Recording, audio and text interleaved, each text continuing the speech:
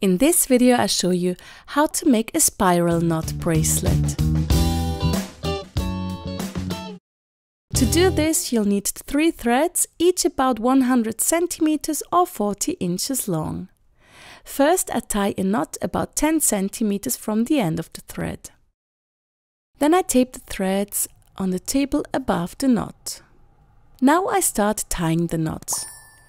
I make my first knot with the thread that is on the outside left. This is my active thread. With this thread I put a 4 shape over the other 2 threads and go into the 4 from the bottom. Then I tighten the knot with the active thread. Now I repeat this several times. To make the knotting faster, I put the 4 over the index finger of my left hand. The knots form a spiral shape by themselves. Therefore, I pass the thread under the 2 threads to the left when the knots have reached the far right. This way the spiral movement is not disturbed. Afterwards I continue knotting.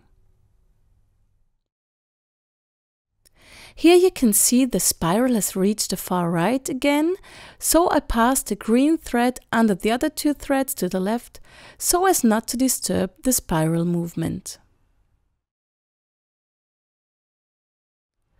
After about 20 knots, I change colors and continue knotting.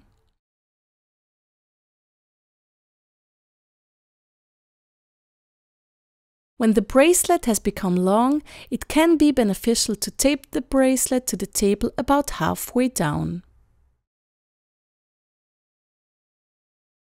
When the bracelet is long enough to fit around your wrist, you can braid the ends, for example.